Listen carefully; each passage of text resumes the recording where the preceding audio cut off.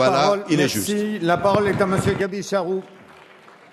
Merci, Monsieur le Président. Chers collègues, ma question s'adresse à Monsieur le Premier ministre. 5 800 migrants ont été secourus ce week-end en Méditerranée.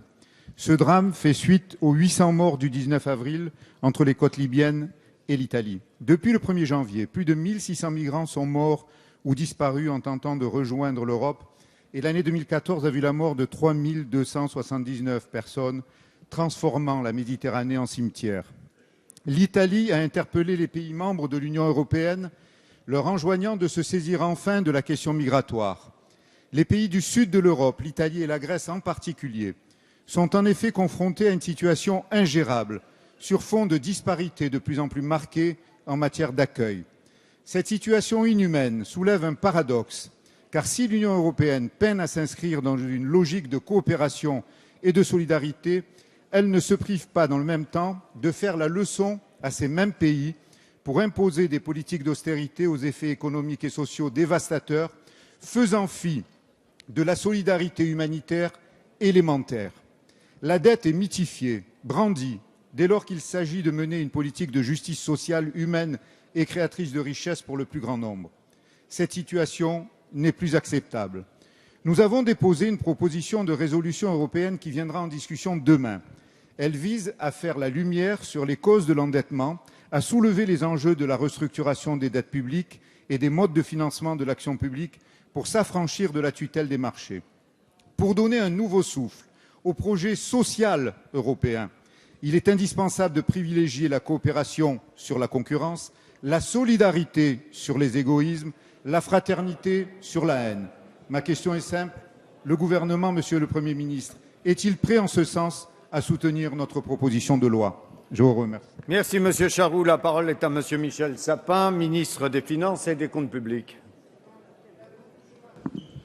Merci, Monsieur le Président, Mesdames, Messieurs les députés. Monsieur le député, partant d'un sujet extrêmement douloureux qui rend nécessaire une solidarité profonde, plus grande encore qu'aujourd'hui, la question des migrants, mais sujet que le ministre de l'Intérieur a abordé précédemment, vous avez posé aussi une bonne question, globalement.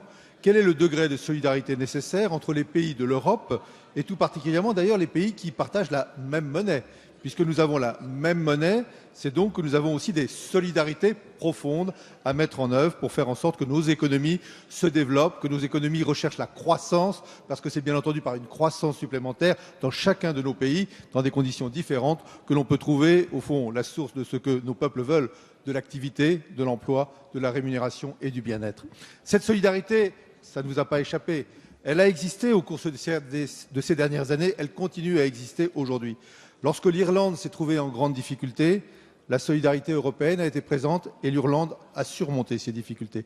Lorsque le Portugal a été en grande difficulté, la solidarité européenne a été présente et le Portugal est en train de surmonter ces difficultés, même si ça ne gomme pas toutes les difficultés, tous les problèmes, toutes les souffrances des peuples concernés. Je pourrais dire la même chose pour l'Espagne, je pourrais le dire aussi pour la Grèce.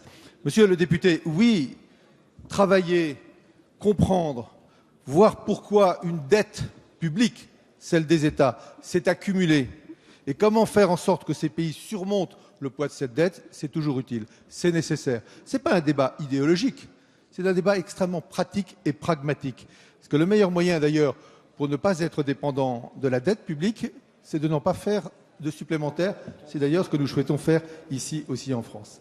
S'agissant de la Grèce, vous le savez, la position de la France est la suivante. Nous voulons respecter le peuple grec, nous voulons apporter la solidarité européenne dans le respect par ailleurs de la solidarité et des règles européennes.